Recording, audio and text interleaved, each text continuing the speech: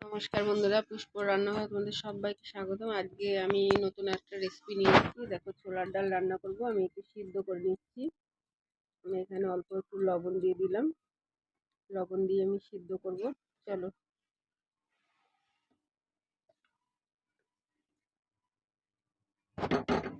দেখো বন্ধুরা, এখানে আমি মশলা নিয়ে নিচ্ছি। এখানে একটা বড় সাইজের আলু নিয়ে নিয়েছি, ছোট ছোট করে ডুবো ডুবো করে কেটে নিলাম। আর দুটো টমেটো নিচ্ছি, আর আদা, জিরের গুঁড়ো তো থাকবেই। চলো কেটে নিই ভালো করে। আদাটা সুন্দর করে ঝিরি ঝিরি করে কেটে নিয়ে মিক্সিতে বেটে নেব। আদা আর টমেটো। বন্ধুরা, কড়াতে আমি তেল দিয়ে দিয়েছি। এখন ফোড়নে দিয়ে দিচ্ছি তেজপাতা, শুকনো লঙ্কা, গোটা গরম মশলা, সাদা জিরে।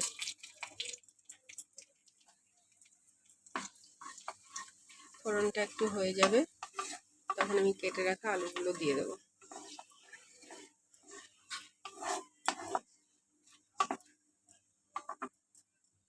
এখানে এই মশলাটা বেটে নিয়েছি। আদা, টমেটো আর জিরের গুঁড়ো, লঙ্কার গুঁড়ো নিয়ে নিয়েছি। আর কিছু দেবো না।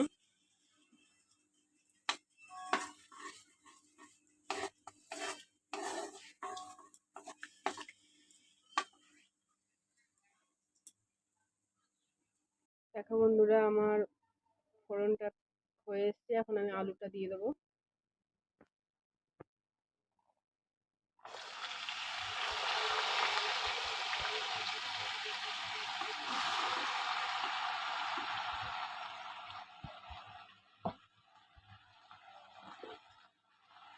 আলুটা একটু ভেজে নেবো বেশ ভালো করে।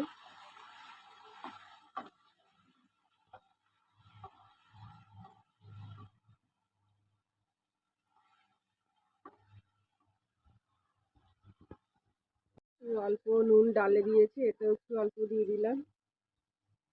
অল্প চিনি দিয়ে দিলাম।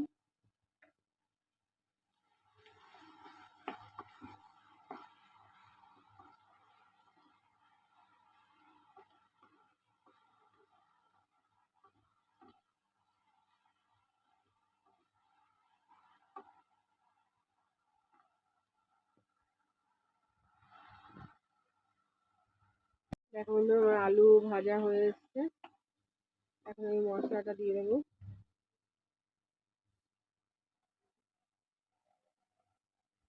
বাটিটা ধুয়ে একটু জল দিয়ে দেবো।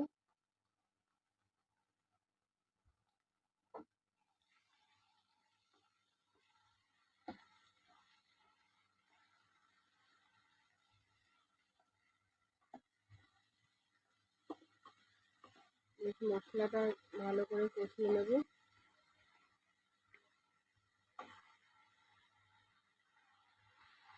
দেখো বন্ধুরা, আমার মশলাটা বেশ ভালো করে কষা হচ্ছে, প্রায় তেল ছাড়ছে। আর একটু আমি কষিয়ে নেব।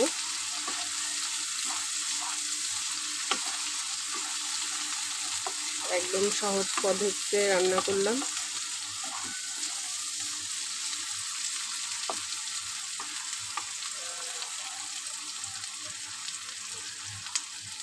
চলো, এবার আমি সিদ্ধ করা ডালটা দিয়ে দিই।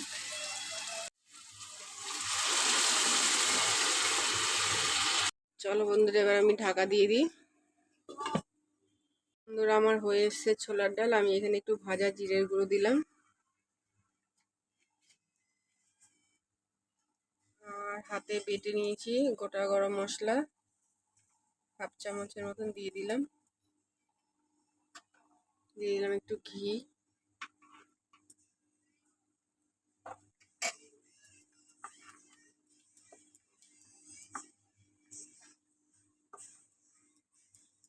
রুটি পরোটার সঙ্গে দারুণ লাগবে খেতে। আর আজকে আমি পরোটা দিয়েই খাবে সবাই, তাই বানিয়েছি। দেখো, ডালটা পুরো সিদ্ধ হয়ে গেছে, কিন্তু অথচ ভাঙেনি সেরকম একটা। চলো এবার নামিয়ে নিই। তোমাদের যদি ভালো লাগে বন্ধুরা, তোমরা লাইক কমেন্ট শেয়ার অবশ্যই করে দিও। আজকের মতো রাখুন, টাটা।